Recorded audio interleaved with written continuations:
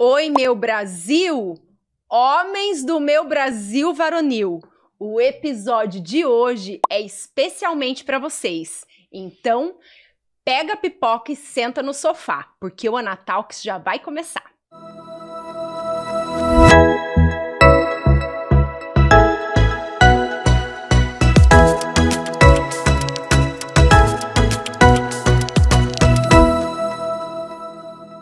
Grupo, eu apresento a vocês o Dr. Gustavo Marquezine Pou. Tudo bem, Dr. Gustavo? Olá, tudo bem, Ana? É um prazer muito grande poder estar aqui com você hoje e poder colaborar com essa tua audiência tão qualificada. Muito obrigado pelo convite. Eu que agradeço você pela sua presença e vamos ajudar esses meninos aí de casa, que, gente, esse conteúdo de hoje é sucesso. E eu vou contar para vocês um pouquinho o currículo do Dr. Gustavo. O Dr. Gustavo é médico urologista e ele é formado pela UFPR. Ele é fellowship e andrologia pelo Instituto HLs de São Paulo. Mestre em clínica cirúrgica pela UFPR também. Médico urologista do Núcleo de Andrologia do Hospital de Clínicas. Ele é urologista na Androcenter aqui em Curitiba e ele é coordenador da Câmara Técnica de Urologia e atual presidente da ABENS, Associação Brasileira de Estudos em Medicina e Saúde Sexual. Meninos, o assunto hoje é saúde masculina. Então, ó, todo mundo sentadinho aí. Doutor, primeiro eu quero saber o que te levou a escolher esse caminho. E é uma coisa que todo mundo quer saber, né? Se quando é criança, você sempre pensou em ser médico? Sabe que não. Inicialmente, a minha ideia, eu sempre gostei bastante de física. Então, a minha ideia, eu pensei nas engenharias inicialmente. Aí eu acabei fazendo um teste vocacional, na época do segundo grau. E esse teste vocacional, surpreendentemente, veio para a medicina. E, inclusive, eu fui questionar, né, a pedagoga qual que era o motivo de ter dado medicina. Na verdade, eu nunca tinha nem cogitado ser médico.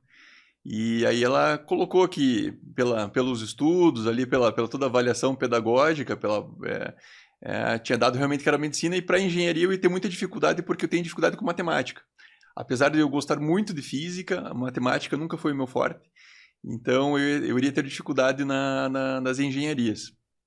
E uma coisa curiosa, no teste vocacional eles pedem para você pegar alguma massinha de modelar, né? E nessa massinha de modelar eu acabei modelando um corpo humano deitado numa maca de centro cirúrgico. E talvez isso tenha colaborado para o resultado final do meu teste vocacional.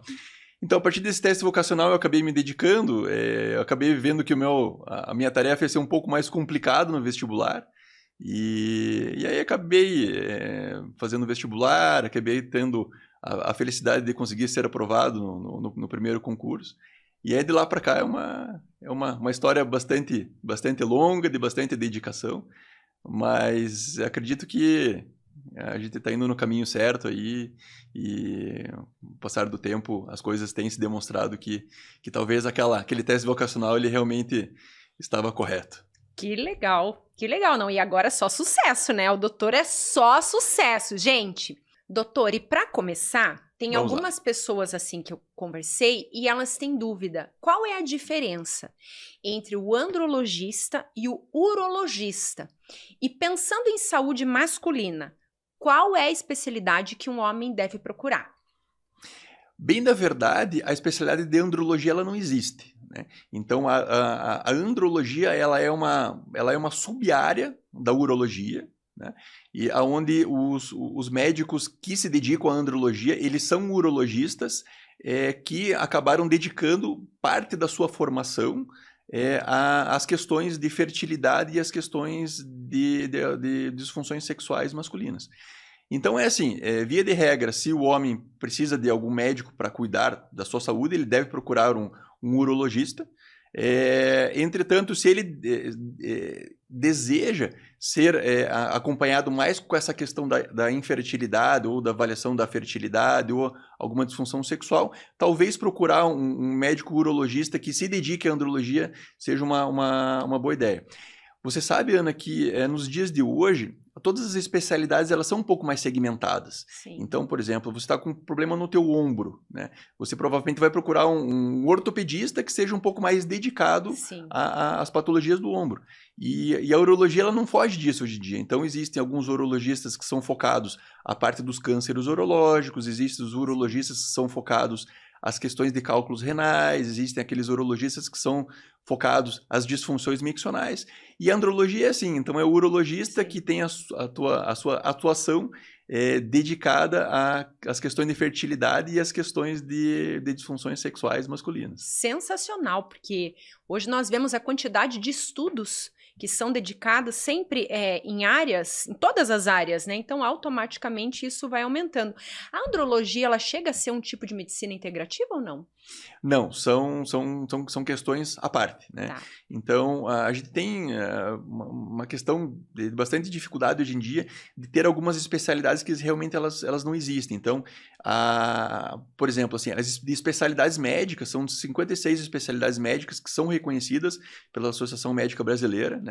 E existem algumas áreas hoje em dia que a gente acha que são especialidades, mas não são. Sim. Né? Então, o que acontece com a andrologia. A andrologia ela não é uma especialidade. A andrologia ela faz parte da urologia nos dias de hoje, mas a questão da medicina integrativa ela não tem a ver com a andrologia. Que legal. Doutor, eu queria que você falasse sobre o hormônio que é tão importante na vida do homem, a testosterona. Fala pra gente. Quando o homem está 100% saudável, a testo está em dia. O que são os benefícios da testo estar em dia? E quando ela está baixa, quais são as sensações, os sintomas que um homem tem quando a testo está baixa? Ana, a testosterona ela é o principal hormônio masculino. Então, inclusive, a testosterona ela acaba sendo o símbolo, né, de masculinidade, de virilidade, né? Então, níveis normais de testosterona são muito importantes para o metabolismo do homem. Então, a testosterona ela é um hormônio anabólico, onde ela é importante para diversas funções vitais masculinas, né? A questão do raciocínio, a questão de força muscular, libido, função erétil, função cognitiva, memória. Todas essas funções, elas acabam tendo a testosterona como um fator importante para que aconteçam e que esse metabolismo do homem funcione do modo interligado e do modo saudável. Baixos níveis de testosterona, que é o que a gente chama de hipogonadismo, são questões onde, por algum motivo, as concentrações séricas da testosterona estão diminuídas no homem, e isso pode trazer consequências negativas, né? Ganho de massa gorda, sobrepeso, aumento de chance de desenvolvimento de diabetes, diminuição da velocidade de raciocínio, problemas com a questão de ereção, questão de libido, né? Então, todos esses sintomas são sintomas que são possíveis em quadros de hipogonadismo. Então, quando o homem tem essas queixas clínicas, né, associados a duas dosagens baixas de testosterona, a gente sabe que esse homem ele é candidato a algum tipo de reposição desse hormônio que é tão importante para a saúde masculina. Depressão também? Sim, a depressão ela é uma possível causa, né, do hipogonadismo. Então, até no congresso que nós tivemos aqui na semana passada, a gente teve essa discussão, né, da questão da associação da testosterona com depressão, o que vem antes, se é o hipogonadismo, se é a depressão. Então, a gente sabe que boa parte das vezes é uma via de mão dupla. Então, às vezes acontece do homem ter um hipogonadismo, e isso pode levar a uma depressão. E, entretanto, a depressão é associada com todas as outras comorbidades. Então, a pessoa depressiva, ela faz menos atividade física, ela também tem uma menor qualidade de vida, o que pode levar também ao grau de hipogonadismo. Entretanto, assim, apesar de ser uma via de mão dupla, a gente sabe que é mais provável que um hipogonadismo leve a uma depressão do que uma depressão ao hipogonadismo, mas são doenças que você muito bem colocou, caminham de mãos dadas. Ai, que importante prestar atenção nos sinais, né, doutor? Porque às vezes a pessoa começa lá, vamos supor, levantar desanimada, ou ele sente que ele já não tem tanta força, tanto ânimo, e às vezes ele acha que ele está com depressão e ele pode estar não com depressão, mas com a testo baixa. Ou ao contrário, né? Por isso é importante de acompanhar. E esses homens estão aí em casa, que eu sei, vocês ficam fugindo dos médicos e não pode. Vocês têm que procurar a gente cuidar da saúde. Mulher que é homem forte, cuidando de si. Então nunca deixe passar, gente. Nunca, tipo, quando tá lá com o carrinho todo capenga, procurar o doutor. Vai antes cuidar da saúde. Né, doutor? E sabe que isso é tão verdade que numa das últimas discussões que nós tivemos dentro da Bens, tivemos uma aula específica onde os profissionais da saúde mental colocaram o quanto que é importante o psicólogo, o psiquiatra, suspeitar de um hipogonadismo em quadros depressivos.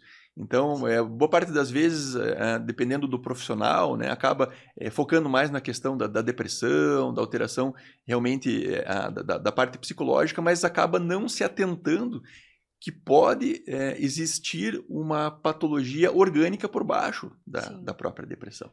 A pessoa vai tomar o medicamento para a depressão, mas ela não vai ter 100% de uma eficácia, vendo que esse hormônio que é tão importante vai estar lá baixo. Aí o homem não consegue ter ânimo, é isso? Não, justamente. Então, existem alguns casos aí onde o hipogonadismo, a baixa testosterona, vai levar todos esses sintomas e isso pode realmente ser confundido com uma depressão.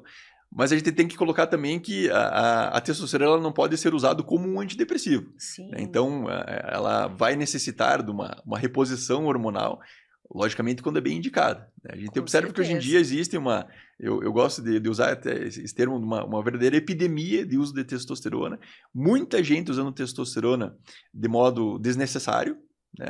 Assim como existe, eu não gosto também de demonizar a testosterona, porque assim, existem alguns estudos que mostram que só cerca de 10 a 20% dos homens hipogonádicos estão realmente tratando do problema. Nossa! Então, por um lado, se nós temos hoje em dia um uso abusivo, né, um uso indevido da testosterona, nós temos também uma quantidade enorme de homens que estão precisando usar a testosterona, que estão sofrendo com sintomas de baixa testosterona, com esse hipogonadismo e que não estão sendo tratados. Sim. E a importância, né? A importância de ter um acompanhamento ao invés de estar tomando lá, fazendo a sua posologia. Né? Justamente. Inclusive, quando existe essa indicação do uso da testosterona, todo um protocolo de segmento desse paciente precisa ser obedecido. Observar como é que está a questão do hematócrito, a questão das enzimas hepáticas, a questão das dosagens de testosterona, ver se realmente essa reposição está sendo adequada, cuidar com a saúde da próstata também. Então, todo um protocolo precisa ser levado em consideração quando esses homens estão sendo tratados do hipogonadismo. E quando que um homem começa, assim, a ter a perca, assim, acontece em virtude, não sei se a idade... A idade diminui a testo, doutora? É uma realidade? Olha, essa é uma discussão muito interessante.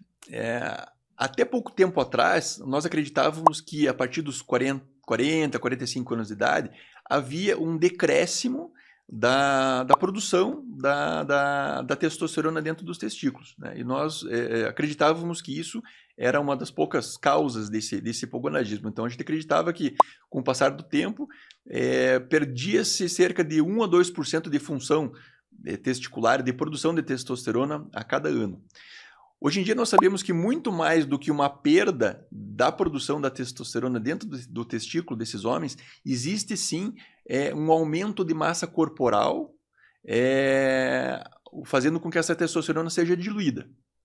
Então, vamos fazer o seguinte exercício. Se nós temos o mesmo tamanho de testículo, mas a pessoa, com o passar do tempo, ela vai ganhando peso, vai engordando, né? Então, essa mesma quantidade de produção de testosterona dentro dos testículos, diluído num corpo maior, Isso vai fazer com que a concentração da testosterona dentro do sangue do homem ela vai caindo. E ainda mais, ainda com um outro comemorativo. Nós sabemos que a testosterona, produzida nos testículos, quando ela chega na gordura periférica, ela é transformada em estradiol, que é o hormônio feminino. Então, isso faz com que a testosterona baixe, mas aumente o estradiol, e o estradiol que vai dar aquela aparência daquela gordurinha, daquela cinturinha, daquela ginecomastia, né? Então, aquele biotipo masculino que é um biotipo que acaba não sendo feminilizado, mas acaba puxando para as características mais femininas do que as características masculinas. Então, respondendo à tua pergunta, parece que sim, o testículo ele vai diminuindo ao longo do tempo, mas mais importante do que a diminuição da produção da testosterona dentro dos testículos é o mau hábito de vida, é o sobrepeso, é a obesidade que faz com que esses homens acabem, em última análise, evoluindo para esse hipogonadismo. Você falou o mau hábito de vida, não adianta, né? Os hábitos saudáveis, a questão de ter uma boa alimentação, né? Fazer ali atividades físicas, né? Como que eu vou falar, contribuem até mesmo com a questão hormonal, né? Sim, sem dúvida. Inclusive, nós que lidamos com a parte da andrologia, né, dessa parte de saúde masculina, saúde sexual e reprodutiva, então a gente observa que muito da saúde reprodutiva e da saúde sexual do homem está relacionado com bons hábitos de vida. Inclusive, a parte de fertilidade e a parte da saúde sexual masculina, ela é diretamente relacionada com a qualidade de vida. Então, uma das primeiras coisas que a gente pede quando o homem nos procura com disfunção sexual e, por vezes, com quadros de infertilidade, é uma melhora de hábitos de vida. Melhorar a alimentação, a atividade física, desde que não seja uma atividade física em demasiado. A gente sabe que a atividade física em demasiado pode trazer consequências negativas, especialmente para a questão da fertilidade. Mas a saúde sexual e a saúde reprodutiva masculina, ela é um reflexo da saúde do homem. Doutor, e quando um homem deve fazer a reposição hormonal? Eu pergunto porque hoje nós vemos um número de jovens, pessoas mais jovens começam a treinar, por conta acaba tomando testosterona, que a gente sabe que numa idade mais jovem, geralmente eles estão com os níveis mais elevados. Quando essa reposição deve realmente acontecer? Bom, o homem ele precisa ter um diagnóstico preciso de hipogonadismo para poder tratar a condição. Então, são aqueles homens que têm realmente os sintomas de baixa testosterona, né? Uma alteração de libido, uma disfunção erétil, alteração da parte cognitiva, da parte mental, força muscular, dislipidemia, pré-diabetes, né?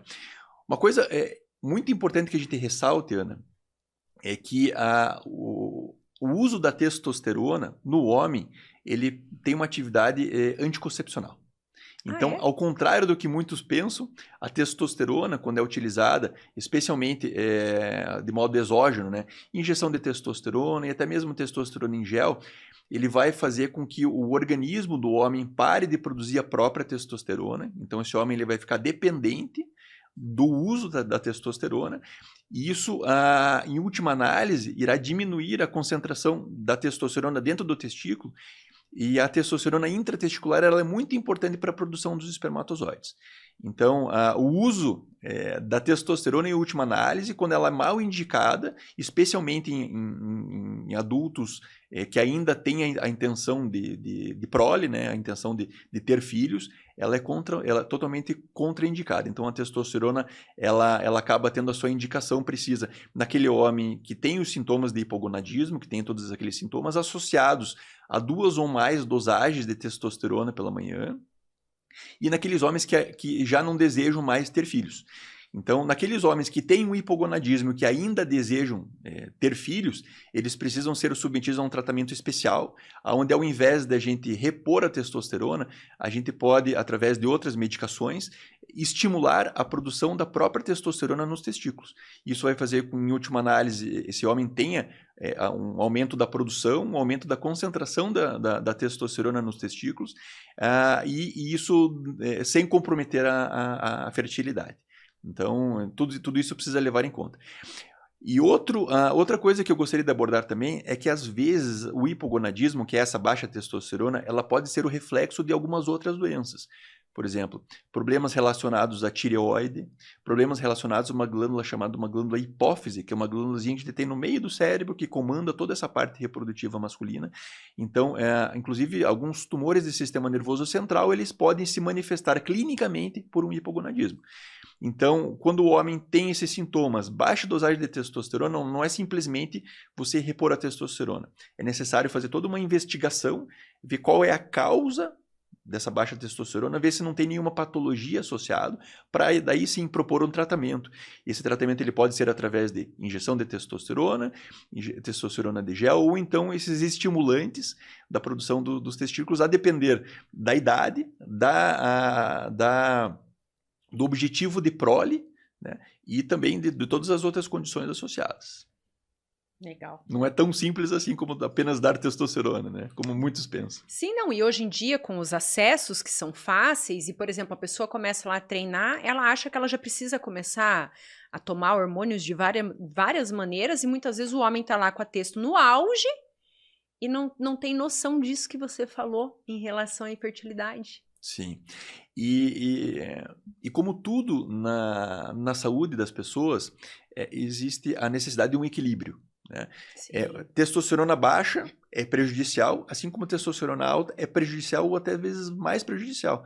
Então, não é raro que nós observamos nas academias, onde existe o abuso do uso da testosterona, atletas que sofrem morte súbita. A principal causa de morte de atletas é morte súbita por patologias cardíacas. Ninguém fala disso, né? Aí, às vezes, a pessoa olha e fala assim, nossa, era atleta,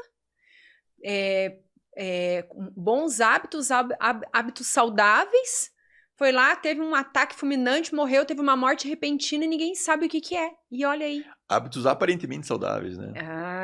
Isso é importante. Porque por trás... Então, nós sabemos hoje que tanto níveis baixos de testosterona como níveis altos, eles são prejudiciais. Sim. Né?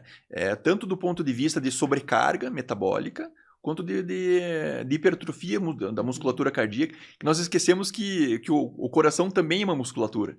Assim como existe uma hipertrofia da musculatura periférica, da musculatura esquelética, né, que é o que dá o aspecto do atleta bombado, o músculo cardíaco ele sofre uma hipertrofia também. Essa hipertrofia ela pode ser acompanhada de processos isquêmicos e alteração de conduções elétricas dentro do coração. Então isso aumenta a chance de arritmias cardíacas, inclusive arritmias cardíacas que podem levar a um desfecho fatal. Meu Deus, socorro, Deus. Olha aí, meninos, fica ligado aí, hein?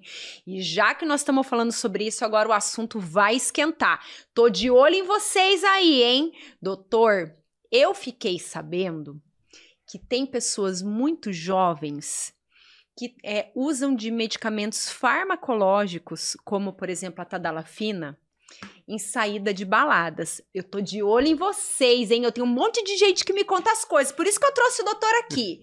Doutor, fala pra gente sobre isso, porque a tadalafila, ela é um medicamento para uso específico. Não é um caso de um jovem tá tomando. Você pode explicar isso pra gente? Então, o que existe hoje em dia existe um uso recreativo da tadalafila. Então, a tadalafila ela é uma medicação que ela é um facilitador de ereção, então faz com que o homem tenha mais facilidade de ter uma ereção. A sua indicação precisa são naqueles homens onde existe uma disfunção erétil, né, que é aquela capacidade reduzida de ter ou manter uma ereção que seja suficiente para ter um relacionamento sexual. Acontece que, como um facilitador de ereção, ele faz com que uma ereção, um uso da tadalafila faz com que a ereção tenha um pouco mais de facilidade de acontecer. E em saída de balada, a gente sabe que às vezes acontece a ingestão de bebidas alcoólicas, tudo. As bebidas alcoólicas elas acabam sendo um sedativo e acabam, boa parte das vezes, diminuindo a capacidade de ter ou manter uma ereção. Então, às vezes, esses jovens procuram um auxílio medicamentoso para tentar ter uma ereção, né? Ou então, para ter aquela ereção um pouco a mais, para impressionar a sua parceria. Via de regra, o uso recreativo dessas medicações, desde que não tenha nenhuma patologia subjacente, que não tome nenhuma medicação específica, ele vai acabar não trazendo nenhuma consequência negativa a curto prazo. Tá? Entretanto, a médio e a longo prazo, isso pode levar a uma dependência psicológica. o que acontece? Nossa. O adolescente ele fica condicionado a usar a medicação para ter um bom desempenho sexual. Então ele acaba usando a medicação e isso acaba virando uma dependência psicológica na qual, sem a medicação, ele acha que ele já não consegue ter um bom relacionamento. E a gente sabe que para a ereção acontecer também, Ana, é necessário que a pessoa tenha um estímulo sexual adequado. Então, às vezes, o adolescente, o adulto jovem, o adulto sem necessidade de usar a medicação, ele usa a medicação, ele acaba não focando na questão importante, que é na questão do estímulo sexual adequado. Então, isso acaba causando uma dependência psicológica e mais lá para frente podendo trazer algumas consequências negativas. E eu gostaria de trazer aqui, talvez, uma questão específica, uma questão pontual, que é a questão do melzinho do amor, né?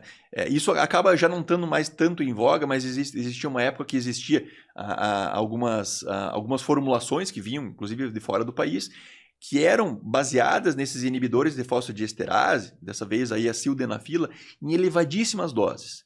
Então, teve um estudo que analisou a quantidade de sildenafila que existia dentro de um envelopinho de melzinho do amor, que chegava a ter 3 a 4 vezes a dosagem de um Viagra mais forte, da sildenafila mais forte. Assim como toda medicação, ela tem os seus efeitos colaterais, especialmente a questão de hipotensão. Então, prestar atenção que essas medicações, elas acabam tendo um efeito hipotensor e a pessoa pode ter um mal-estar por conta de pressão baixa. Então, tem que ficar ligadinho também nesses possíveis efeitos colaterais dessas medicações que envolvem a questão do sildenafila, tadalafila e a vardenafila. Não, e ainda colocam um nome bem atrativo, né? Melzinho do amor. Ai, quanta gente não caiu nessa. Achando que era uma coisa natural, que não tinha nada de alopático na composição, né? Não, e eu lembro que há um tempo atrás, foi até notícia no jornal, mostrando, né, jovens, crianças ali praticamente, tipo adolescentes usando isso. Sim. Não, e seria equivalente a, então, por exemplo, uma pessoa tomar 3 Viagras? 3 Viagras. É arriscado para a saúde. Muito arriscado, muito arriscado. Para o coração? A primeira coisa, a questão da hipotensão, né? Essas medicações, inclusive, elas foram inicialmente formuladas como medicações hipotensoras, medicações para fazer uma vasodilatação coronariana, né? Para insuficiência coronariana. E essa vasodilatação pode trazer consequências negativas, especialmente a questão da hipotensão.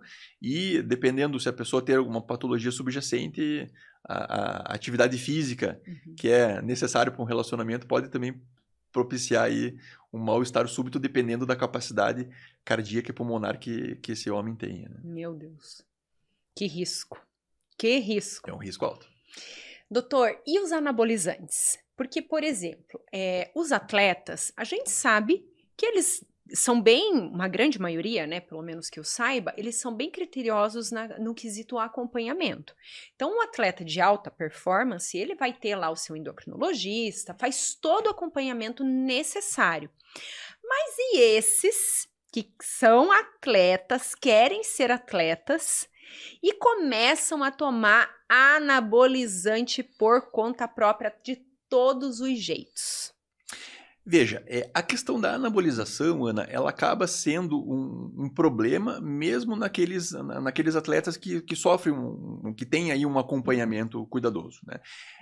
A gente tem hoje em dia que muito mais do que você ter o acompanhamento por um médico especialista, você precisa de ter um especialista que realmente tenha a motivação de cuidar da sua saúde, né?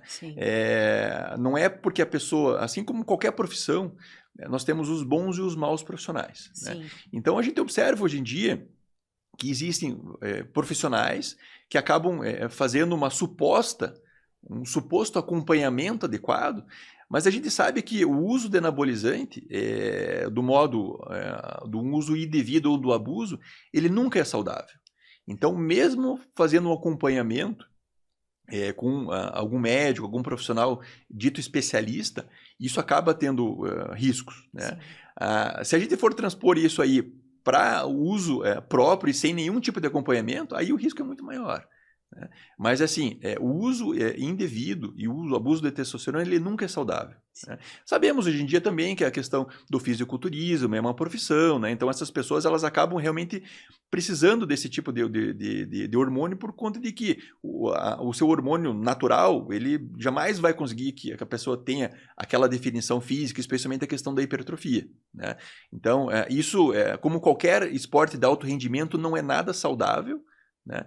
A gente tem a ideia, né, de que os esportistas, né, o jogador de futebol, o jogador de basquete, né, são pessoas saudáveis e não são pessoas saudáveis. Qualquer atividade física em demasiado, ela é prejudicial. Sim. Não é à toa que os atletas, eles vivem se lesionando, né? Então, o jogador de futebol, ele vive lesionando o joelho, o jogador de basquete, ele vive lesionando o ombro, o cotovelo. Por quê? Porque são atividades físicas em demasiado. E isso acaba trazendo um estresse, né? Então, assim, trazendo para a questão da saúde, né? O uso de anabolizante e o uso indevido de hormônio, ele nunca é saudável, né? Entretanto, nessas pessoas que realmente têm essa profissão, né, do fisiculturismo, isso acaba sendo uma coisa à parte, mas a gente não pode levar para a população em geral e dizer que isso acaba sendo uma coisa saudável, mesmo com acompanhamento médico. Doutor, e falando aí sobre os anabolizantes e as consequências, né? Eu vi há uns dias atrás um fisiculturista que ele é bem conhecido, onde um mundo de jovens acompanham ele, que é o Léo Stronda. E assim, o jovem hoje, ele pensa no momento, né? Quando você fala médio, curto, médio e longo prazo, para ele não importa, só importa o agora. E o Léo foi um exemplo disso, porque ele é um fisiculturista e o uso de anabolizantes, hoje, ele não pode ter filhos. E foi bem triste, assim, um dia que eu vi ele engolindo o choro ali, porque hoje ele quer ter filhos e, infelizmente, pelo uso, em virtude da carreira dele, hoje é algo que não pode acontecer. Então, Ana, o que acontece é o seguinte, dependendo do tempo que o homem usa esses anabolizantes, a gente agora pouco atrás, a gente conversou a respeito daquela atrofia testicular que a testosterona ela pode levar.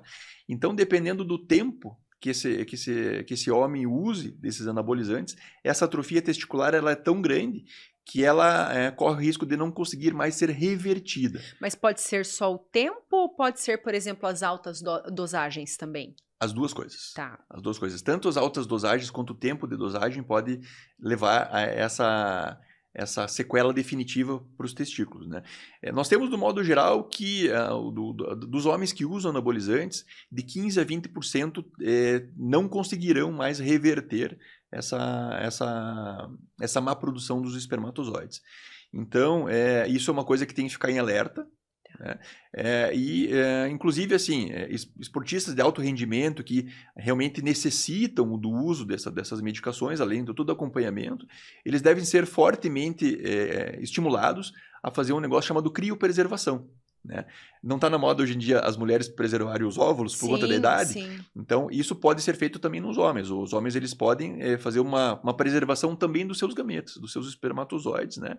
Tendo em vista que o uso crônico e arrastado de anabolizantes pode levar a uma atrofia testicular, e isso pode ser uma atrofia que pode acabar sendo em definitivo.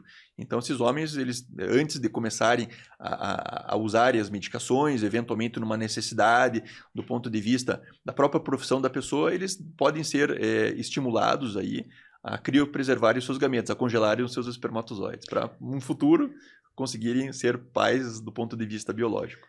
Porque às vezes no momento ele não pensa, né? O jovem nem pensa em ser pai, alguns, né? E depois a conta chega, né? Sim.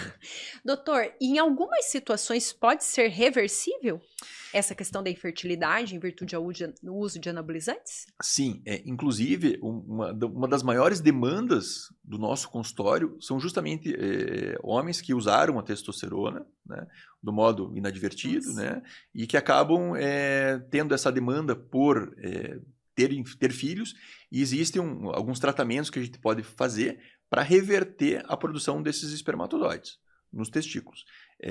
Infelizmente, não são todos os homens que nós conseguimos reverter essa produção espermática, mas aí, na grande maioria, 80%, 85% das vezes, a gente tem sucesso nesse tratamento de uma reabilitação da produção espermática desses homens.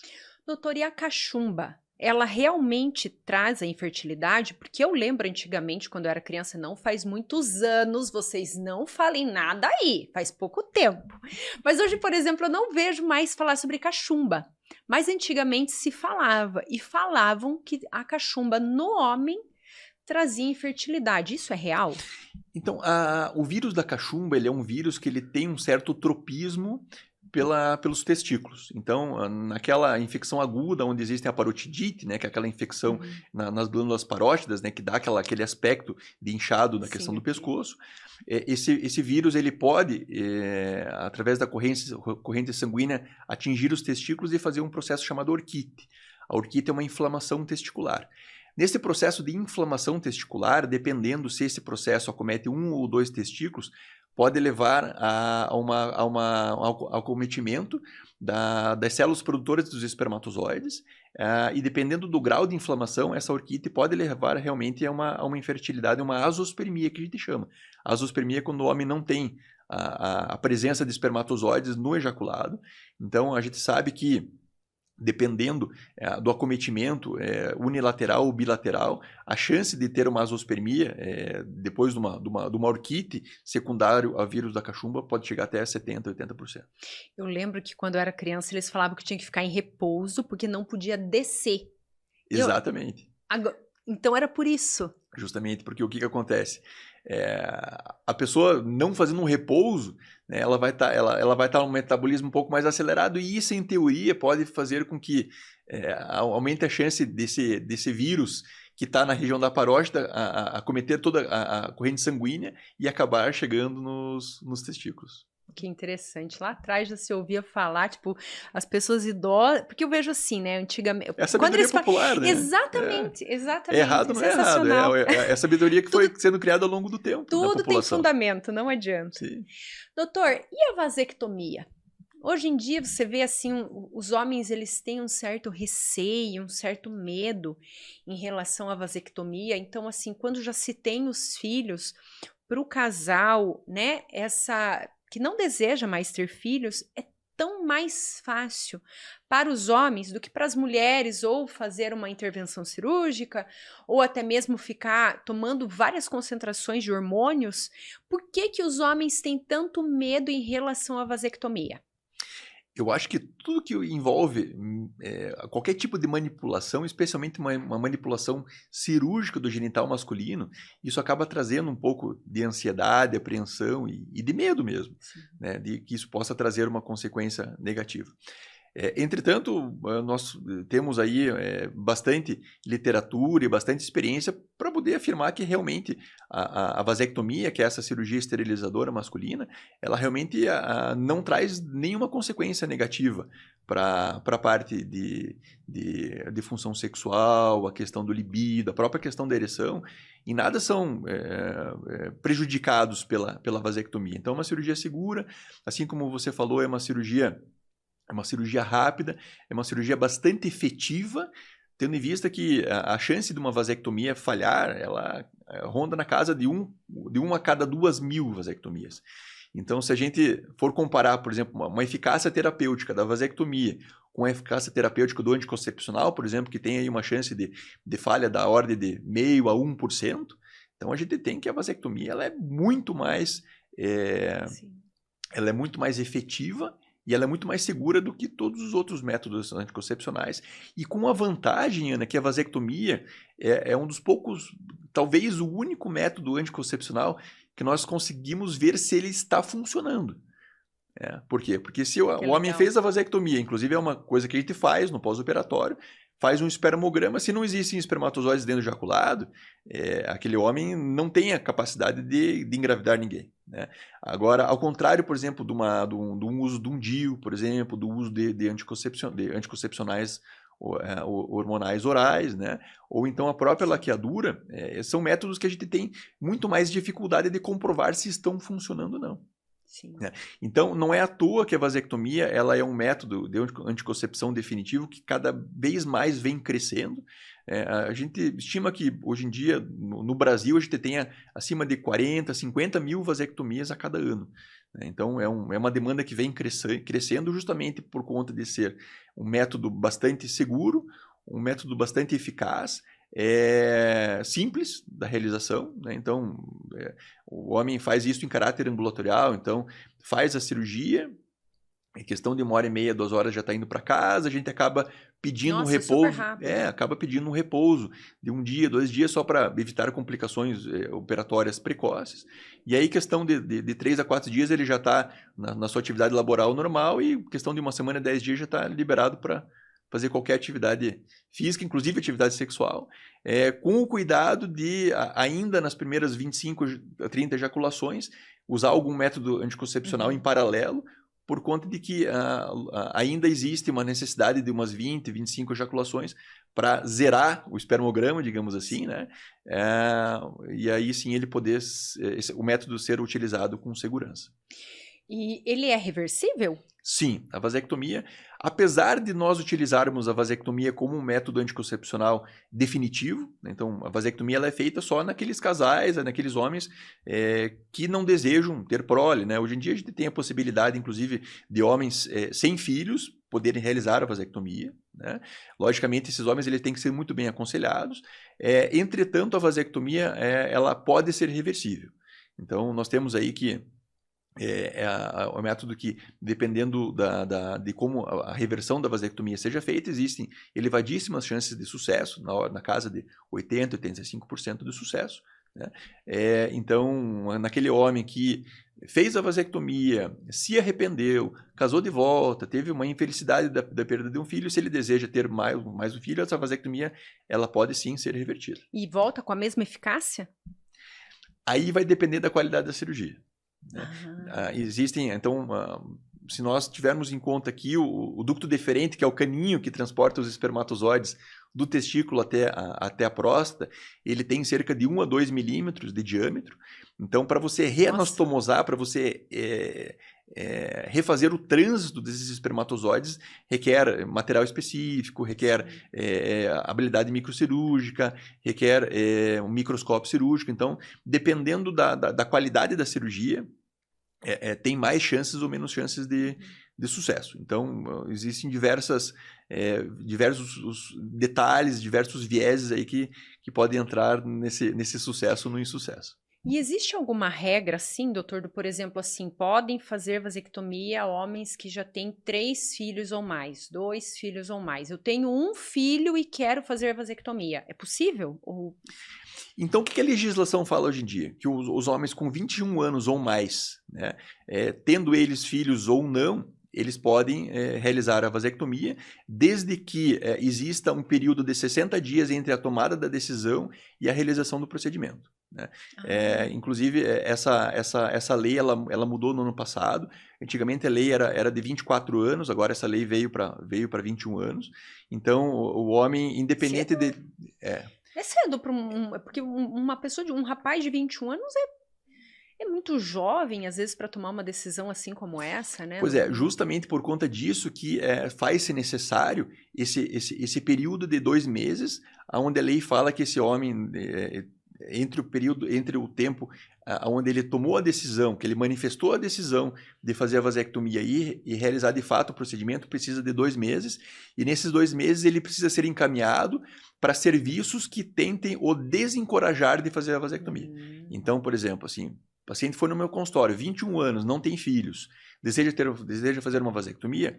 Ok, a gente faz desde que esse paciente ele passe por uma avaliação do nosso psicoterapeuta, do nosso psiquiatra, primeiro para ver se ele está dentro das suas atividades mentais normais, ver se ele não está sofrendo nenhum tipo de pressão e se ele sabe realmente a dimensão da decisão que ele está tomando. Então, nesses 60 dias é necessário toda essa orientação antes de realmente tomar uma decisão que é definitiva, né, que é a realização da vasectomia, tendo em vista que, apesar da reversão da vasectomia ter elevadíssimas chances de sucesso, existem alguns casos onde esse sucesso não vem, que fica em torno de 25% a 30%. Nossa, é um número, hein? Então, não é um número insignificativo, então de cada 10, 7 a 8 a gente tem sucesso, 2 a 3 a gente não vai ter, né? E então a vasectomia ela precisa ser levada a sério. E essa cirurgia, essa intervençãozinha, ela acontece também pelo SUS? A vasectomia? Sim. Sim. Hoje em dia, o Sistema Único de Saúde, ele realiza esse tipo de procedimento. Aliás, ele realiza uma quantidade enorme de procedimentos. Que legal. Inclusive, lá no Hospital de Clínicas, nós fazemos uma quantidade enorme de vasectomias todas as semanas. Inclusive, eu sou um dos preceptores que ensinam as vasectomias para os residentes. Então, a gente faz essa cirurgia pelo SUS, né? Isso é muito bom. E a cirurgia tem qualidade similar da cirurgia realizada no ambiente privado. Porque antigamente tinha muitas regras em relação à mulher quando ela ia fazer, né? Por exemplo, o marido tinha que assinar, não sei se tem isso hoje ainda, tinha que ter 3 filhos, tinha que ter algum risco se ela, a saúde ou a vida, se ela fosse ter mais filhos. E hoje em dia não. E para o homem sempre, nesse sentido, é mais fácil, né? E sabe que essa também foi uma alteração dessa nossa legislação mais recente. Na legislação antiga, tinha que ter 24 anos ou mais, né? E tinha que ter também o aval da companheira, da esposa ou da pessoa que estivesse numa relação estável com você. Na nova legislação, já esse aval da esposa ou da companheira já não é mais necessário. Então, o homem ele pode realizar a vasectomia sem a autorização da sua esposa, já nessa legislação nova. Ah, que legal. Doutor, o senhor aceita um cafezinho? Eu aceito. Então, vamos lá. Tem um chocolatinho aqui. Chocolatinho faz bem para quem gosta. Enquanto você toma o seu cafezinho, eu vou falar um pouquinho dos meus amigos queridos patrocinadores. E hoje eu vou começar falando do meu estúdio, minha equipe que eu amo, meus meninos de ouro.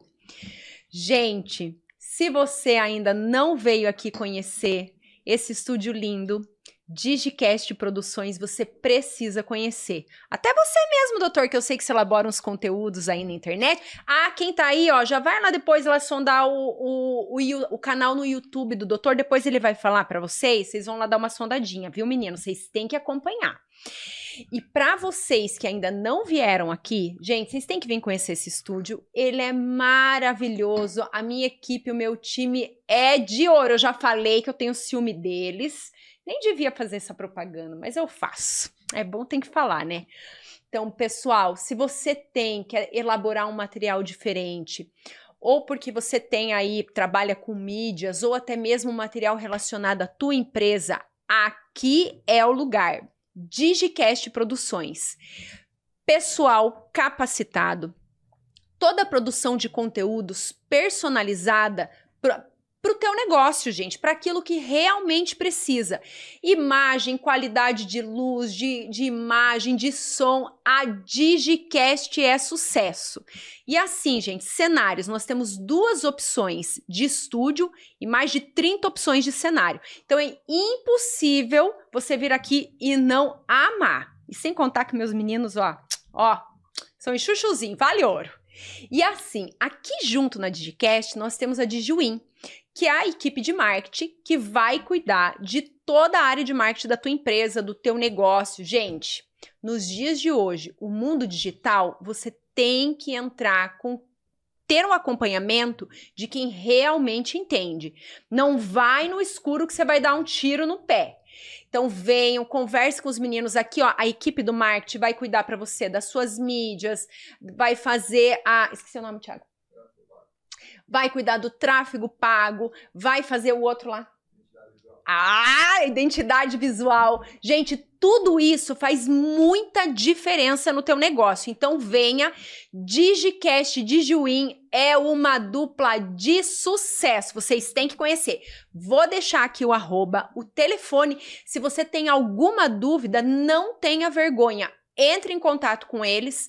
Se você tem um material específico que você quer elaborar, às vezes você tem uma ideia de fazer um e-book, um conteúdo digital, uma videoaula. Gente, não fica aguardando não. Já falei, às vezes tem uma pessoa ansiosa em casa esperando o teu conteúdo e você tá inseguro.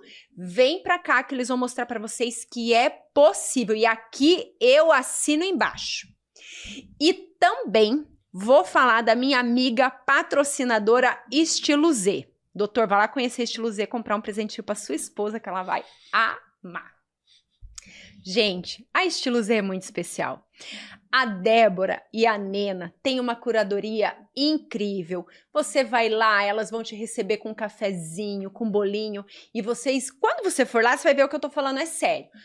Todas as peças são cuidadosamente escolhidas. Os preços são incríveis e tem mais, tem cupom Anatalks. Então, se você for fazer as suas compras tanto física quanto online e falar que está acompanhando e vendo o Anatalks, você já ganha 10% de desconto. Eu já falei para vocês que quem anda comigo se dá bem. Olha aí, mulherada, vai lá se vestir bem ainda gastando pouco. Estilo Z está ali na 7 de setembro, pertinho ali, uma quadrinha ali do Shopping Curitiba. E quando você for lá, já vai visitar o meu amigo Rude, que é na frente, é um centro comercial, tem lugar para você estacionar. Então você já vai ali no Rude, arruma o seu cabelo. O Rude é incrível. Todos os produtos que ele usa lá são orgânicos para não danificar o fio. Então, realmente é uma pessoa que vai cuidar com muito amor, porque até os produtos que ele escolhe para cuidar do seu cabelo, ele selecionou com muito amor e carinho. Gente, Estilo Z e Rude, aí ó, mais uma dupla de sucesso. Eu tô falando, gente, só ando com time bom. Não tem dica ruim nesse programa. Doutor, vamos falar. Eu andei pesquisando e eu acho que não, eu acredito que não é algo que é de muito conhecimento dos homens, que é a varicocele. Que as pessoas, muitas vezes, eles têm, né, por insegurança, acabam não procurando médico. Muitas vezes, né, a pessoa quer ampliar ali a família ou quer ter filhos, casou, estão encontrando dificuldades, né, para ter o filho. E sempre a primeira pessoa a procurar é a mulher. Ai, vocês, meninos, olha, ó, a mãe tinha que pegar lá e ó. Fala um pouquinho sobre a varicocele. Então, essa tua pergunta é uma pergunta muito propícia, sabe, Ana? Por quê? Porque 50% das causas de infertilidade, elas estão ligadas ao homem. Eu sabia que eu sempre tive curiosidade de saber sobre esses números. Porque sempre é a mulher que procura, mas eu não sabia, eu imaginava que tinha um estudo, mas eu tinha muita curiosidade de saber sobre esses números. Justamente, então, é assim, a infertilidade, ela historicamente, ela está associada com a mulher. Entretanto, a gente sabe que metade dos casos, o homem é o causador da infertilidade, ou então ele tem algum fator que está colaborando com a infertilidade. Por que causador? Por conta de que existem algumas alterações, por exemplo, uma azospermia. A azospermia é quando o homem não tem espermatozoides no ejaculado. Ah, entendi. Então, assim, a ausência de espermatozoide no ejaculado é o causador da infertilidade nesses casos, né? Então, isso é uma coisa que tem mudado bastante nesses últimos tempos. Felizmente, os homens eles têm sido muito mais investigados quando o casal está enfrentando essa questão da infertilidade. Então, esse fato é um fato que acaba sendo bastante relevante, né, tendo em vista que 50% dos casos de infertilidade estão realmente ligados ao homem. E a principal causa tratável de infertilidade masculina chama-se varicocele. Essa varicocele, elas são algumas varizes escrotais que acabam por diversos fatores, né? Fatores de temperatura testicular, fatores de aumento de estresse oxidativo, até a questão de metabólicos da adrenal, acabam prejudicando a produção dos espermatozoides dentro do testículo. Pode ser genético também? A varicocele, ela, assim como qualquer tipo de varizes, né, ela acaba tendo um componente genético, né? Então, sim, né? Mas ela é uma doença que ela acaba se desenvolvendo a partir da adolescência. Então, a partir do adolescente, essa varicocele ela acaba se manifestando. Então, são veias incompetentes, né, dessa veia testicular. E isso faz com que aumente a temperatura do testículo, essas várias possibilidades da patologia da varicocele. E quando essa varicocele ela acaba sendo diagnosticada no casal com infertilidade, então o homem que tem varicocele e tem infertilidade associada, a gente sabe que corrigindo a varicocele a gente aumenta em até 4 vezes a chance desse casal conseguir engravidar naturalmente e, eventualmente, até mesmo se esse casal tiver a necessidade de um tratamento de reprodução assistida, o casal cujo homem corrigiu a varicocele tem até 70% mais chances do tratamento de reprodução assistida ter sucesso quando comparado com aquele homem que não fez a correção. Então, e associado ao fato de que a varicocele, na maior parte das vezes, ela acaba sendo assintomática, então o homem acaba não tendo sintomas da varicocele, a não ser quando a varicocele é muito grande.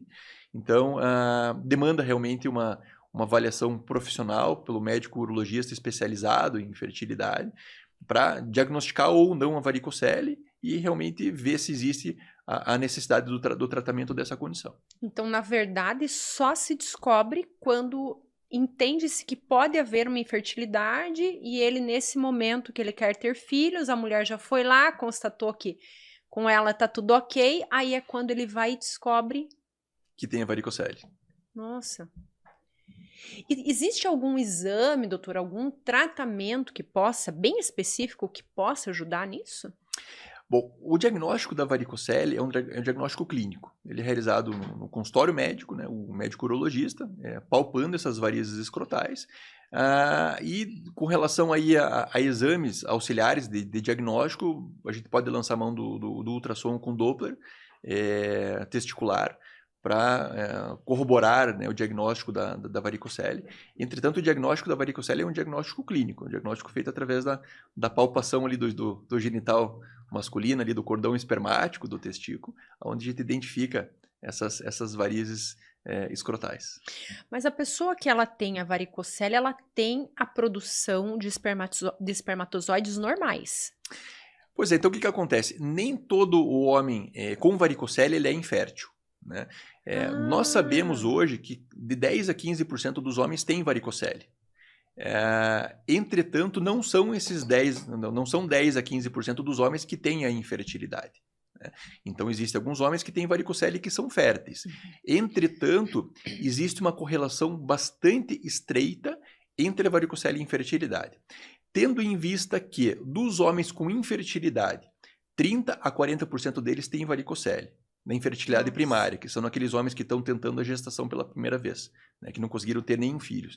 Naqueles homens que têm infertilidade secundária, então naqueles homens que já tiveram filhos e estão tendo dificuldade num segundo, num terceiro, a chance da observação e da ocorrência de uma varicocele chega a 80%. Então, 15% dos homens têm varicocele. Dos homens com infertilidade primária, 40% têm varicocele. E dos homens com infertilidade secundária, 80% têm. Então, a gente observa que existe uma correlação bastante estreita entre a varicocele e entre a infertilidade. De modo que a correção nesses casos, né, da varicocele acaba melhorando o potencial fértil do homem. E isso acontece, Ana, desculpa te interromper. Pode. Porque a varicocele é uma doença progressiva. Então, quanto mais passa o tempo, mais a varicocele vai trazendo os seus efeitos deletérios. Né? Tanto que a gente corrige a varicocele nos homens inférteis com varicocele. Ou então naqueles adolescentes que têm a varicocele grande e a gente observa que já existe algum dano na produção dos espermatozoides ou então no trofismo testicular. Então, naqueles adolescentes que têm uma varicocele grande e que o testículo do lado da varicocele é menor do que o outro testículo, então aí sim tem a indicação da correção da varicocele justamente no sentido de tentar prevenir uma infertilidade futura. Mas e se fosse descoberto antes? Vamos pegar uma pessoa que não tem uma varicocele grande, mas se ela descobrisse antes, precoce, isso pode alterar no futuro? Por exemplo, se ela fazer um tratamento antes? Então, a indicação precisa são em varicoceles grandes, em adolescente que tem o lado da varicocele diminuído. Naqueles casos aí onde tem uma varicocele que não é tão grande assim, onde tem uma análise seminal normal e que o homem ainda não está tentando gestação, nesse caso não tem indicação de cirurgia. Né? Então, até por isso a importância, né, de uma avaliação médica especializada e um acompanhamento. Então, eu tenho no meu consultório diversos pacientes que têm varicocele, que tem produção seminal normal e que a gente faz um acompanhamento a cada ano e meio, observando se a produção seminal pode estar diminuindo ou então se o tamanho do testículo está diminuindo ou não. Isso porque o tamanho do testículo ele representa muito da quantidade dos espermatozoides, da quantidade de células de linhagem germinativa que estão tendo ali dentro, né? Então, o testículo, 80% do volume testicular, ele é composto por células produtoras de espermatozoides, né? Então, lembra que a gente falou agora um pouquinho da atrofia do testículo, que o testículo diminui de tamanho dos anabolizantes? Justamente diminui de tamanho por conta da menor quantidade de células produzindo espermatozoides dentro do testículo. Então, por exemplo, um menino adolescente pode identificar, ele vai identificar em virtude a isso. Sim, às vezes a diminuição do tamanho, a hipotrofia, que a gente chama, testicular, ele pode representar uma piora da qualidade seminal. E pode ser secundária uma varicocele grande. E tirando a varicocele, doutor, o que mais assim que causa a infertilidade no homem? Bom, apesar da infertilidade ser a principal, apesar da varicocele ser a principal causa de infertilidade, nós sabemos que a questão da fertilidade ela é multifatorial, né? Então, fatores genéticos contribuem para a fertilidade, fatores ambientais, hábitos de vida, própria varicocele, né? E às vezes até fatores do ambiente onde se vive, né? Então, a presença de substâncias prejudiciais derivadas de petróleo, agrotóxicos, trabalhadores de altas temperaturas, né? Então, tudo isso pode prejudicar a produção dos espermatozoides. Então, existem diversas causas, inclusive causas ainda desconhecidas. Então, dos pacientes que nos procuram para o tratamento de infertilidade, a gente não tem a resposta da infertilidade em até 20% a 30% dos casos. Então, existem diversas causas, existem causas que, inclusive, hoje em dia são desconhecidas ainda. Entretanto, a maior parte das causas a gente acaba conseguindo diagnosticar e boa parte das vezes a gente acaba conseguindo também tratar ou tentar melhorar a fertilidade desses casais antes de indicar um tratamento de reprodução assistida, por exemplo. Que legal. Muita tecnologia, muito conhecimento e ainda assim tem os mistérios do corpo humano, né? Sim, muita coisa a ser descoberta ainda. Muito, não tem fim. Ai, doutor, foi tão bom o nosso bate-papo. Acabou já? Acabou, passa rápido, né? Rapidinho. Muito rápido, fazer um podcast de 3 horas, porque é muito assunto. Agradeço a tua presença, doutor, infinitamente. Vocês aí, meninos, vocês têm que ver esse vídeo mais de uma vez, porque, gente, é muito detalhezinho, né, doutor, que é tão importante a gente ter conhecimento, e as meninas também. As mães têm que ter conhecimento lá do que o filho toma na saída da balada, em tudo isso, as mulheres também têm que ter conhecimento, tanto para ajudar seus filhos como para ajudar seus parceiros. Doutor, fala um pouquinho aqui das suas redes sociais para quem está em casa te acompanhar, o teu canal do YouTube. Meninos, vocês vão amar o canal do YouTube do doutor, hein? Sabe que a questão do canal começou muito de modo acidental, né? Por uma infelicidade nós tivemos a pandemia e o que acontece é que durante a pandemia, lá no Hospital de Clínicas, a gente ficou um bom tempo sem poder operar. Você lembra? Nossa, provavelmente que todos os centros cirúrgicos estavam fechados, né? E aí eu falei, por que não posso postar alguns vídeos na internet? Então eu acabei produzindo um canal no YouTube, o canal chama-se Androcentro Saúde Sexual e Reprodutiva Masculina. Então, com a ideia justamente de trazer um conteúdo de qualidade para as redes. A gente muito já ouviu falar, né, de conteúdo ruim, de que na internet só tem coisa ruim, que nada se aproveita. Então, justamente no sentido de trazer um conteúdo de qualidade, eu acabei tendo essa ideia de fazer esse canal no YouTube. E desse canal do YouTube acabou, inclusive, saindo um podcast, que é o Androcast. Então, boa parte dos vídeos, especialmente das nossas lives, a gente acaba transformando em formato de MP3 e coloca em formato de podcast, que é um formato muito mais palatável e fácil de ser Sim. consumido. Então, por exemplo, você está no trânsito, né? Estava hoje de manhã no trânsito vindo para cá, estava escutando um podcast, né? Então, de mídias, assim, o que a gente tem hoje em dia? A gente tem esse canal do YouTube, né, que é o Androcenter Saúde Sexual e Reprodutiva Masculina. Nós temos o nosso podcast, que é o Androcast, e nós temos nossa página também no Instagram, né? Que é o arroba dr.gustavopaú_andrologia. Então, essas são as nossas redes. São redes bastante democráticas, então todos os nossos seguidores, os nossos inscritos que acabam acessando o nosso conteúdo, eventualmente encaminhando dúvidas, questionamentos, a gente acaba sendo bastante cuidadoso com todos esses nossos seguidores e inscritos, para realmente, além de levar um conteúdo de qualidade, poder também prestar um bom feedback para esses nossos inscritos e esses nossos seguidores. Excelente, que legal. Para você que está aí, corre lá acompanhar as redes do doutor, que eu sei que vocês vão amar.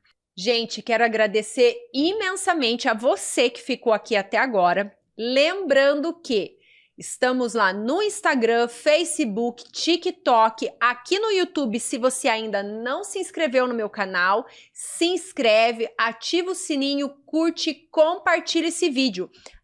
E estamos lá no Spotify. Não esqueçam de acompanhar o Ana Talks, como o doutor falou ali, ó, no trânsito. Liga o Spotify no carro e, ó, vai só consumindo podcast, que é a melhor coisa, tá? Ouvindo conteúdo de qualidade, só coisa boa. Então, agradeço vocês e um grande beijo para você que ficou aqui até agora. Um beijo grande a todos vocês.